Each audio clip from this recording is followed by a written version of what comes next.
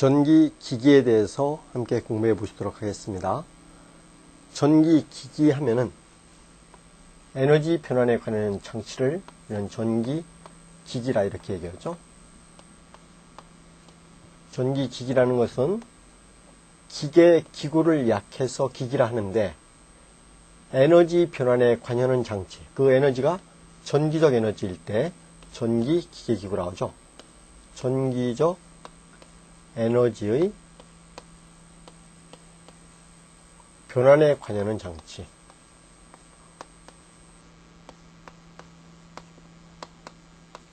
관여하는 장치를 우리는 전기기계기구를 약해서 전기기기라 이렇게 얘기하죠. 그럼 전기기기는 어떤 것이 있는가 한번 간단하게 관찰해 보면은 전기기기는 우선적으로 발전기가 있죠. 발전기는 기계적 에너지를 전기적 에너지로 변환시켜주는 장치로 우리는 간단하게 발전기라 이렇게 얘기하죠. 기계적 에너지를 전기 에너지로 변환시키는데 관여하는 장치로 우리는 간단하게 발전기라고, 두 번째로 전동기가 있죠. 전동기는 발전기와 역의 관계로 전기가 가지고 있는 전기 에너지를 기계적 에너지로 변환시켜주는데 관여하는 장치를 전동기라 이렇게 얘기하죠. 기계적 에너지로 변환시켜주는데 관여하는 장치를 우리는 전동기라 해서 발전기와 전동기는 정확하게 역의 관계를 갖고 있는 것이다 이렇게 볼 수 있겠죠. 세 번째로 변압기가 있습니다. 변압기 하면은 우선 에너지의 전달 장치가 되는데 전압을 높이고 낮추는데 관여하는 장치가 되겠죠. 전기가 갖는 에너지를 다시 전기 에너지로 전달시켜주는 것이죠. 전달시켜주는 과정에서 전압을 높이고 승합, 또 우리가 사용하기에 알맞게끔 전압을 낮추는데, 강압하는데 관여하는 장치를 우리는 간단하게 변압기라 해서 이건 정지기에 해당되겠습니다. 발전기와 전동기는 회전기가 되는 것이고 이것은 정지기가 되겠죠. 네 번째로 정류기라는 것이 있습니다. 정류기는 발전소에서 만들어내는 전원들은 전부 다 주로 교류를 발생시키는데, 발전소에서는 교류를 발생시키는데 그 교류 A씨를, 교류 전원을 A씨를 다시 다이렉트 커런트인 D씨로, 직류로 변환시켜주는 것이죠.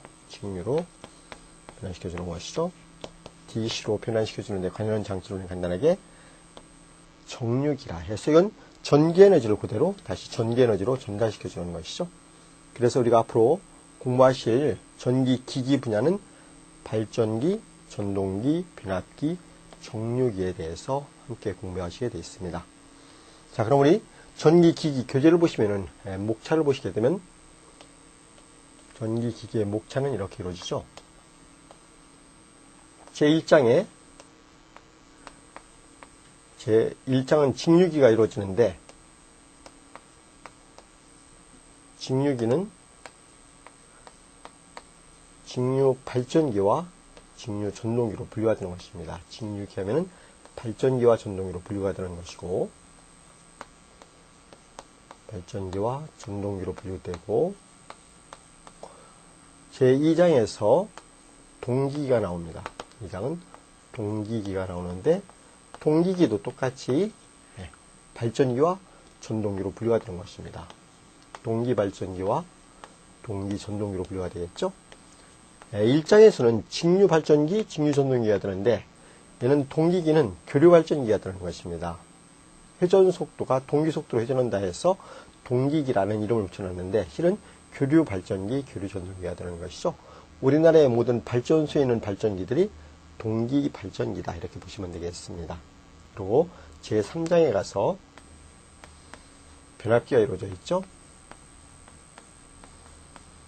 변압기는 전압을 높이고 낮추는데 관여하는 장치입니다. 발전소에서 만드는 전력을 운송하기 위해서 일단은 손실을 줄이기 위해서 승합을 합니다. 전압을 154, 345, 지금 이제 765까지 높였죠? 승합을 한 후에, 운송을 한 후에 우리가 사용하기에 알맞게끔 전압을 또 다운시켜야 되겠죠? 강압을 하는 것입니다. 이렇게 전압을 높이고 낮추는데 관여하는 장치를 우리는 간단하게 변압기라 이렇게 얘기하죠. 제 4장은 유도기로 조졌습니다. 유도기는 주는 유도 전동기가 되는 것입니다.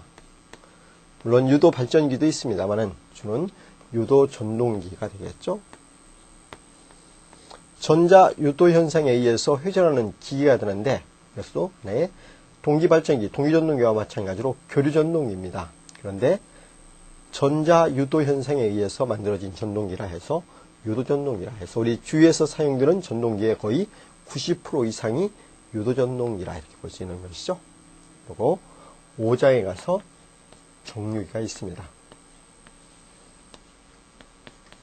정류기는 발전소에서 만들어내는 교류 기전력을 우리가 특수 분야, 통신 분야라든가 화학 공장에서 직류를 필요로 하는 경우가 있거든요. 그래서 교류를 직류로 변환시켜 주는데 관여하는 장치. 그래서 교류를 우리는 alternating current에서 AC라. 우리 가정에서 쓰는 건 전부 다 교류입니다. 근데 특수한 분야, 화학 공장 또는 통신 분야에서 직류를 필요로 하거든요. 다이렉트 커렌트, 직류로 변환시켜 주는데 관여하는 장치 정류기. 그래서 우리가 앞으로 전기 기기에서 공부하실 분야들은 제1장 직류기, 동기기, 변압기, 유도기, 정류기에 대해서 함께 공부하실 것입니다. 그러면 오늘은 제1장 직류기부터 함께 공부해 보시도록 할까요? 제1장 직류기를 보시겠습니다.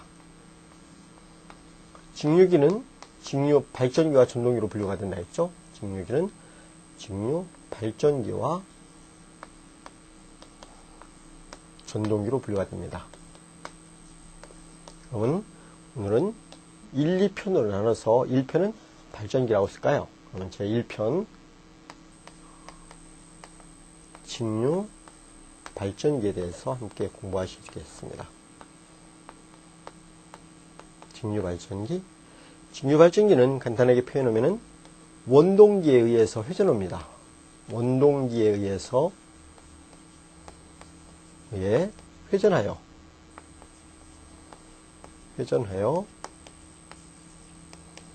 직류의 유기기전력을 발생시키는 기계가 되겠죠. 직류 기전력을 발생시키는 기계. 기전력을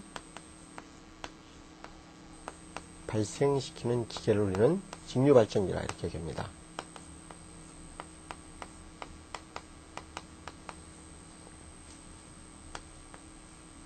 기계를 직류 발전기라 이렇게 얘기하죠.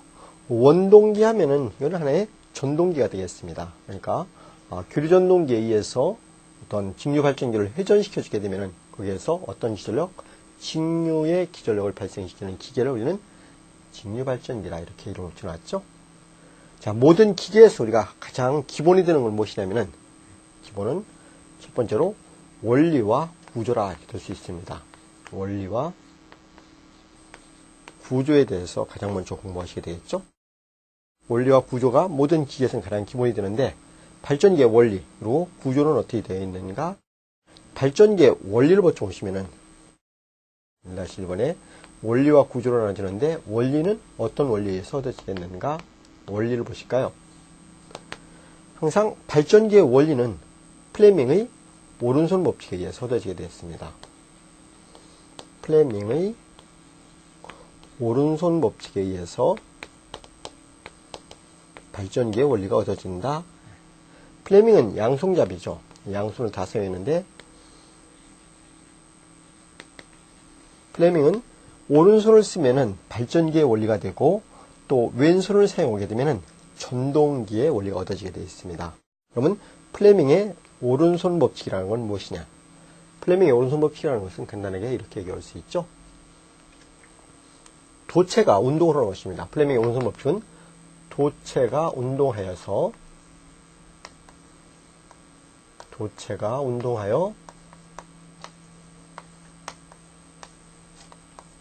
자속을 자기적 에너지를 우리는 자속화이라고 하는데, 자속을 끊으면, 자속을 끊게 되면은, 그러면 그 도체에서 기전력이 유도되는 현상, 기전력이 유도되는 현상을 간단하게 플레밍의 오른손 법칙이라 이렇게 얘기할 수 있습니다. 도체가 원동기에서 운동을 하죠. 운동을 하여 자속을 끊으면은 기전력이 유도되는 현상, 이런 것을 우리는 간단하게 플레밍의 오른손 법칙이라 이렇게 얘기하죠. 그럼 플레밍의 오른손 법칙을 보시게 되면은 간단하게 여기에 자석이 있습니다. 자석, N극과 S극의 자석이 이렇게 주어졌죠. 여기 N극의 자석이 있고 S극의 자석이 있다. S극의 자석이 있죠. 그러면 항상 자기력선, 자기적 에너지가 유출되어 나오는데 N극으로부터 자기적 에너지가 이렇게 유출되어 나오게 되는 것입니다. N극에서 S극으로 자기적 에너지. 그 자기적 에너지를 우리는 자속이라고도 쓸 수 있고, 그 자속의 수를 면적으로 나눠주면 자속 밀도라 이렇게 표현을 많이 하고 있습니다. 자속의 밀도. 자속의 밀도를 우리는 B로 쓰는데, 자속의 밀도 B 단위는 웨바 퍼 미터의 제곱이라 하죠. 단위 면적당 자속의 수를 자속의 밀도라고 씁니다. 그럼 여기 N극으로부터 자속이 이렇게 S극으로 유출되어 나오고 있습니다. 그래서 자기적 에너지가 유출되어 흐르고 있죠. 그럼 자속의 밀도 B인 곳에서 도체의 길이가 Lm 되는 도체를 놓고 길이가 Lm인 도체가 있습니다. Lm 되는 도체를 놓고 이 도체를 Vm/s로 이렇게 운동을 하죠. Vm/s로 이렇게 운동을 할 때 속도가 Vm/s이죠. 이런 속도로 운동하면서 자속을 끊으면, 절단하게 되면 이 도체에서 무엇이 유도된다? 기전력이 유도되는 것이죠. 지금 도체가 운동하는데 이 도체가 운동하는 방향과 자속의 밀도 B가 이루는 각도가 세타이다. 각도가 세타일 때 이 도체에서 발생되는 유기 기전력 E는 얼마인가? 유기 기전력을 E라고 할 때 우선 기전력의 크기를 보시면, 기전력의 크기는 이 도체의 운동 속도 V와 자속의 밀도 P, 이 도체의 길이에는 기전력이 비례해서 발생되는 것입니다. 자, 여기서 끊어야 되는데 이 도체가 자속의 밀도와 같은 방향으로 움직이게 되면 끊어지지가 않죠. 그래서 이렇게 수직으로 움직여야만이 가장 많은 자속을 절단하게 됨으로써 가장 큰 기전력이 발생됩니다. 그래서 수직일 때는 최대, 같은 방향으로 진행될 때, 각도가 0도일 때는 제로가 나와야 되거든요. 그래서 우리는 이 유기 기전력을 2라고 할 때, 유기 기전력 2 값은 어떻게 된다? 유기 기전력 2V라고 할 때, 이 2V는 어떻게 된다? 2는 도체의 운동 속도 V와 자속의 밀도 P, 도체의 길이 L에 비례하며, 여기서 수직일 때 최대가 되기 위해서는 사인 세타가 들어가는 것입니다. 이런 것을 우리는 운동하는 도체에서 발생되는 유도 기전력 2라 해서 이것은 기전력의 크기가 되겠습니다. 도체에서 만들어지는 기전력의 크기. 여기서 우리는 방향을 결정할 때 이 기전력이 나오느냐 들어가느냐, 이 방향을 결정할 때 오른손을 사용했다 해서 플레밍의 오른손 법칙이라 이렇게 이름을 붙여놨는데, 여기서 오른손을 보시면은 엄지와 인지와 중지가 있는데, 엄지는 도체 오른손에서 엄지는 도체 운동 속도의 방향이 되는 것입니다. 도체 운동 속도 V의 방향이 되는 것이고, V의 방향이 되고, 인지, 검지라고도 하죠. 인지는 자속의 밀도 B를 이야기하고 있습니다. 자속의 밀도. 자속의 밀도 B를 나타내고, 중지가 기전력 2의 방향을 표시하는 것입니다. 기전력 2의 방향을 표시합니다. 그래서 VB2가 되는데, 오른손을 사용해서 여기서 기전력의 방향을 볼 때 자속의 밀도 B는 N개에서 S로 진행되고, 도체가 위에 내려오면은 이 도체에서 발생되는 기전력은 여러분들 한번 확인해 보시도록 하십시오. 이렇게 나오는 방향이 기전력이 유도될 것입니다. 여기서 제가 이쪽으로 한번 가서 한번 보실까요? 그래서 오른손을 사용하게 되면은, 오른손을 들어서 보면 세 개의 손가락을 직각으로 놓고 엄지, 인지, 중지를 놨을 때 N극에서 S극으로 자속의 밀도 B가 진행되고, 도체가 위에서 내려오니까 기절력 2가 나오는 방향이 되겠죠. 그래서 이 기절력 2의 방향을 결정할 때 오른손을 사용했다 해서 플레밍의 오른손 법칙이라 이렇게 얘기합니다. 기절력 2의 방향을 결정할 때 오른손을 사용했다. 자, 그래서 우리는 발전기의 원리는 항상 이 플레밍의 오른손 법칙에 의해서 발전기가 얻어졌다 이렇게 볼 수 있는 것입니다. 자, 그래서 우리는 요 시제에 어떻게 하면은 교류가 되고 어떻게 하면은 직류가 되는가. 여기서 보시면은 VBL 사인 세타 하면은 이것은 정연파의 교류 기절력이 발생되거든요. 이것을 어떻게 해서 직류로 변환시켜 주는가, 이것들 원리에 대해서 좀 더 세밀하게 관찰해 보도록 하겠습니다. 자, 그럼 이쪽으로 한번 보실까요? 직류의 기절력이 발생되는 과정을 보는데 우선 교류의 기절력이 어떻게 나오는가, 교류 먼저 한번 관찰해 보겠습니다. 교류의 발생 과정을 한번 보실까요? 이게 자석이 이렇게 조져 있습니다. N극과 S극의 자석이 이렇게 조져 있죠? N극과 S극 이렇게 있다고 볼까요? 자석은 전체적으로 실은 전자석을 쓰는데 이렇게 영구 자석이 있다고 보겠습니다. 여기 N극의 자석과 S극의 자석이 있죠? 그래서 여기에서 구형 코일, 직사각형 코일을 여기서 회전시켜 주는 것입니다. 직사각형 코일은 이렇게 놓고 볼까요? 이게 링이 이렇게 연결되어 있습니다. 링이 연결되어 있고 직사각형 코일이 이렇게 조졌죠. 얘도 노란 링이 이렇게 조졌죠.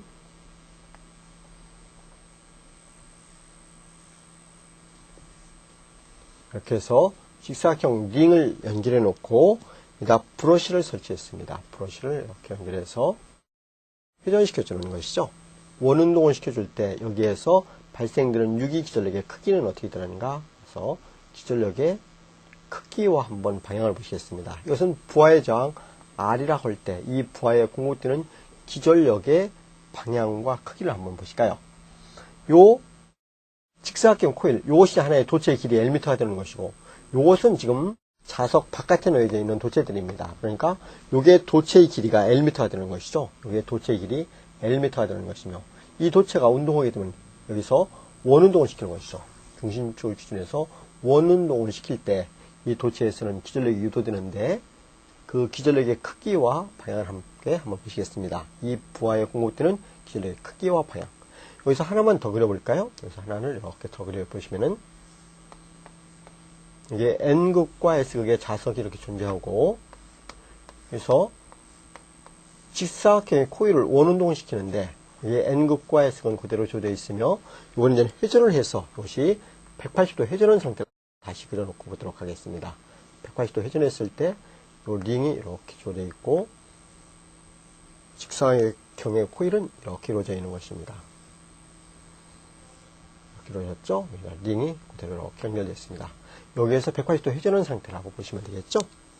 이게 브러쉬가 이렇게 연결되어 있고 회전체로부터 전기를 인출하고 공급하는 데 사용되는 것이 브러쉬가 되는 것이며 이게 부하의 저항이 이렇게 연결되어 있습니다.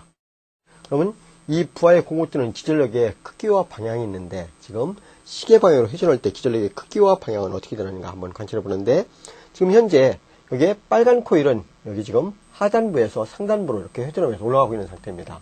그래서 빨간 코일은 올라가고 있고 노란 코일은 상단부에서 이렇게 내려오는 상태이거든요. 자, 이럴 때 여기에 기절력의 크기와 방향을 한번 관찰해 보시면은 기절력의 크기와 방향이 어떻게 되냐면 이런 표현을 할 수 있습니다. 이 도체에서 발생되는 기절력의 크기를 볼 때 여기는 각도 세타라고 놓고 보고 여기는 유기기절력 2의 방향을 놓는데 여기서 기절력의 방향이 이렇게 진행되는 걸 플러스로 놓고 볼까요? 이렇게 진행되는 걸 플러스라. 이것은 기절력 2의 플러스 방향이 되는 것이고 플러스. 기절력 2가 이렇게 진행될 때 마이너스 방향이다. 이렇게 보겠습니다. 일단 마이너스 방향이라 이렇게 보겠습니다. 이랬을 때 시계 방향으로 이 구형 코일을 회전하게 되면 이 도체가 운동하면서 자력순환이 결단하겠죠? 그러면 이것은 올라가니까 올라가면은 기절력이 어떻게 되겠습니까? 플레밍의 오른손 법칙에서 기절력이 들어가는 방향이 되겠죠? 플레밍의 오른손 법칙을 한번 활용해 보십시오. 그러면 기절력이 들어갑니다. 이것은 내려오는 방향이니까 노란 도체, 이 도체에서는 기절력이 이렇게 나오는 방향이 되겠죠? 플레밍의 오른손 법칙을 써서 엄지는 도체 운동 방향 내려오고 있고 자석의 밀도는 항상 N극에서 S극으로 진행되며 그때 기절력의 방향이 어떻게 되는가? 이때는 나오는 방향이 돼야 되겠죠? 내려올 때는. 자, 이래서 이 기절력의 방향을 추진해 가보면은 여기 기절력 2가 나오고 들어가니까 피루프가 이루어졌으니까 이건 들어가고 있죠.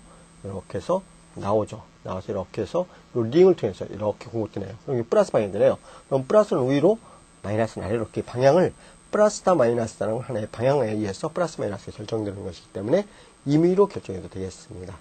자, 그럼 처음에는 들어가서 나오고 나와서 이렇게 해서 링을 통해서 부하해서 기절력의 방향을 보면 이렇게 진행되고 있죠.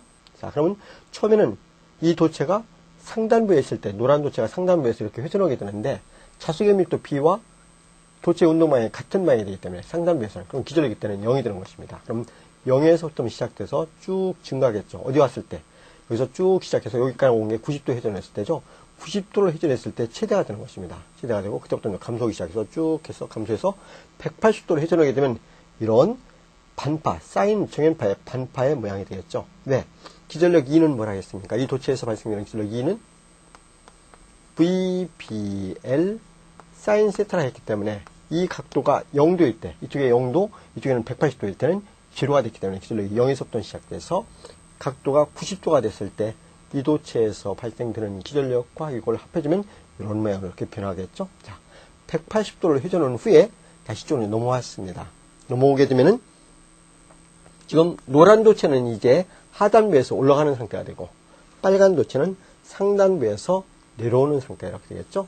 자, 그럼 노란 도체는 올라가니까 아까와 똑같이 기절력을 여기서 들어가는 방향이 되는 것이며 이건 기절력이 나오는 방향이 되겠죠. 이래서 추적해 보시면 기절력의 방향을 추적해 보면은 방향이 바뀌는가 잘 보십시오. 안 바뀌는가.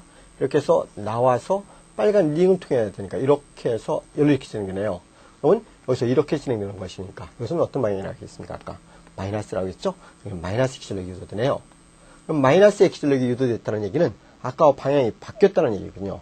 바뀌면은 플러스이면 위로 가야 되는데 방향이 바뀌니까 아래로 다시 내려와야 되겠죠? 방향이 바뀌어서 여기서 0도일 때는 항상 기절력이 제로가 돼서 그때부터 90도 회전했을 때 그러니까 270도 회전했을 때입니다. 빨간 도체가 이 하단부로부터 쭉 해서 180도 쭉 해서 여기까지 오면 270도 270도가 또 회전할 때는 이런 모양 아까와 크기는 같고 방향만 반대가 되는 것이죠. 그래서 이렇게 되는 것입니다.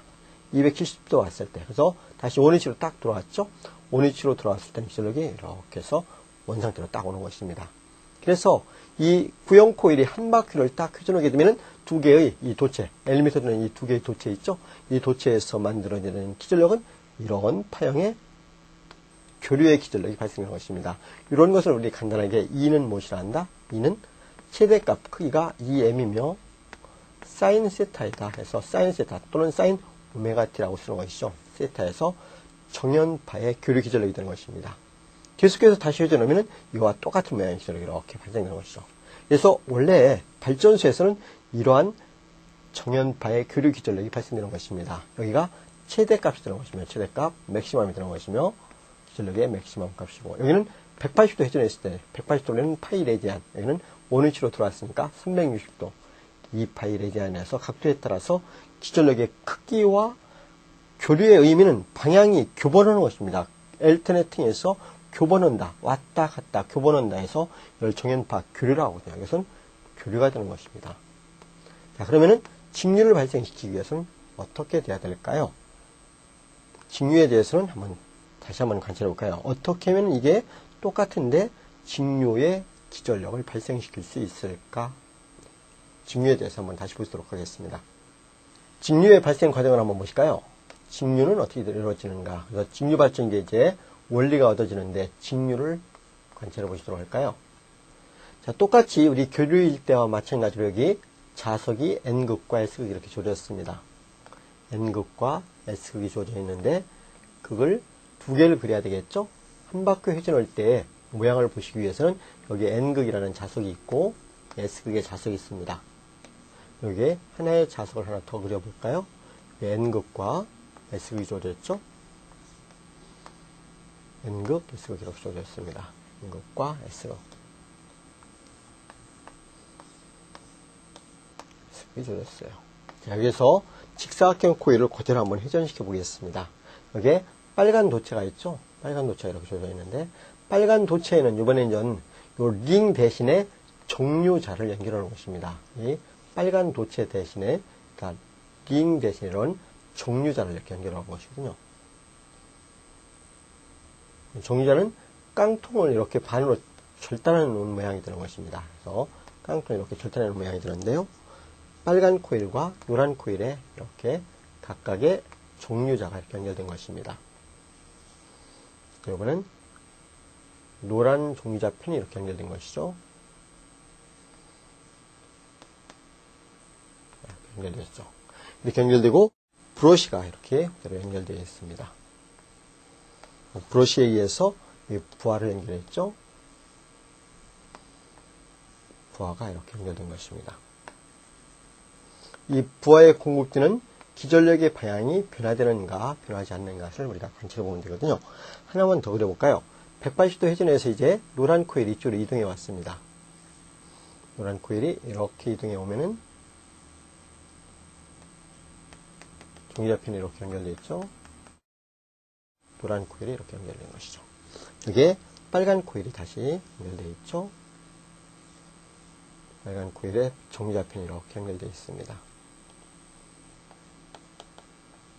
이렇게 연결되어 있죠. 그래서 이게 브러쉬를 통해서 부하에다 전기를 공급해 주는 것이죠. 브러쉬를 통해서 부하에다 전기를 이렇게 공급해 주고 있습니다.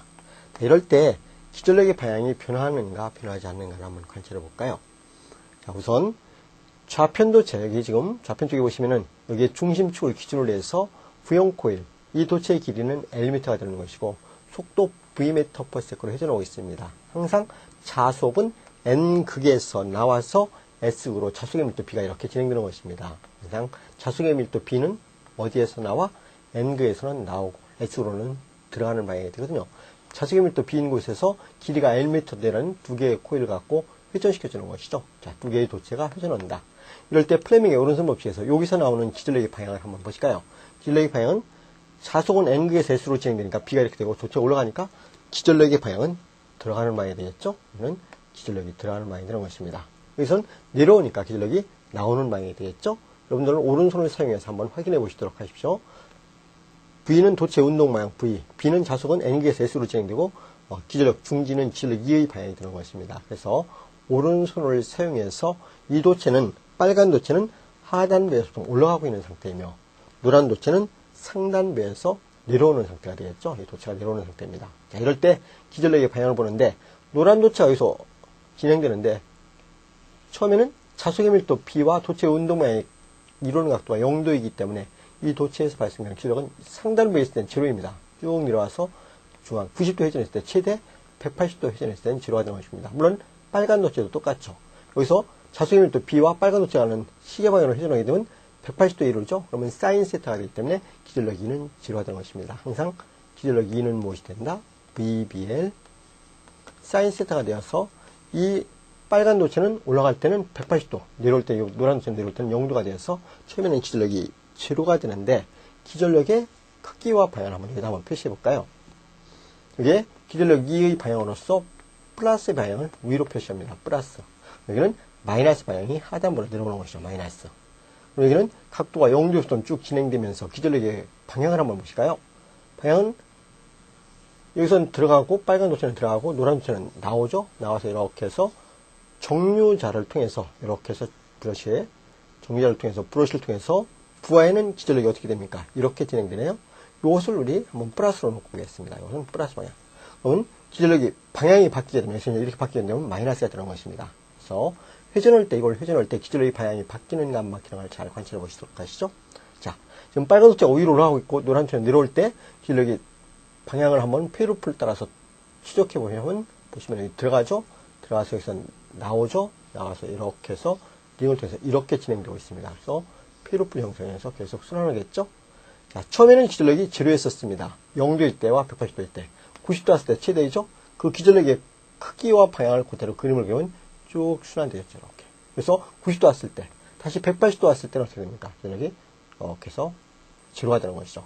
이것이 180도 회전했을 때 기전력의 크기와 방향을 이렇게 그린 것인데 이건 반파, 정연파의 반사이클이 되겠죠. 자, 그럼 이쪽으로 한번 넘어올까요? 이제 노란 도체는 하단부에서 좀 올라가는 상태가 되는 것이고 빨간 도체는 상단부로부터 내려오고 있는 상태입니다. 이렇게 해서 기전력의 방향을 한번 다시 추적해 보시면 여기는 들어가는 방향이 될 것이고 여기는 나오는 방향이 되겠죠. 자, 기전력의 방향이 바뀌는 거 한번 보시겠습니다. 부하에 들어가고 나와서 이렇게 링을 통해서 이렇게 진행되니까 아까 어떻습니까? 지금 처음 방향과 동일한 방향이니까 이것이 플러스가 돼야 되겠네요. 플러스 기절력이. 플러스면은 마이너스면 방향이 바뀌어서 반대로 내려야 되지만 플러스니까 크기는 동일하고 상단으로 다시 올라오게 돼서 이렇게 되는 것입니다. 270도 왔을 때 최대값이 되며 360도를 딱 원위치로 회전했을 때는 다시 제로가 되는 것이죠. 이렇게 되는 것입니다. 이렇게 해서 계속 회전하게 되면 이런 모양이 계속해서 이어지겠죠. 이런 것은 좀 맥동이 좀 크지만 맥동은 심하지만 이것은 한쪽 방향으로만 기절력이 공급되기 때문에 이것은 다일렉트가 되는 것입니다. 이렇게 해서 우리는 이렇게 요 링 대신에 요 소리는 정류자를 하는데 교류를 직류로 바꿔주는 부분을 정류자를 하는데 정류자를 연결하면 직류가 얻어진다. 지금 도체가 2개일 때는 이런 맥동이 되겠지만 도체를 여기다 4개를 이렇게 설치했다고 볼까요? 이게 원통을 놓고 원통에다가 도체를 4개를 배치했다. 원통에다 이렇게 놓고 4개를 배치하게 되면 이 모양이 어떻게 된다? 여기서 90도 이상처럼 갖고 기절력이 이렇게 유도되는 것입니다. 이런 모양이 또 유도되겠죠. 또 다시 여기다 도체를 쭉 배치해 놨습니다. 그럼 쭉 배치하게 되면 어떻게 된다? 기절력에서 다시 이런 모양의 기절력이 똑같은 기절력이 또 발생되겠죠? 이렇게 해서 이런 것들이 전부 다 쭉 이어지게 되면 어떻게 되겠습니까? 이런 기절력들이 전부 다 이어지게 되면 어떻게 된다? 매끄러운 직류의 기절력을 얻을 수 있다. 이런 얘기입니다. 이것이 바로 직류 발전기의 원리라 이렇게 볼 수가 있는 것입니다.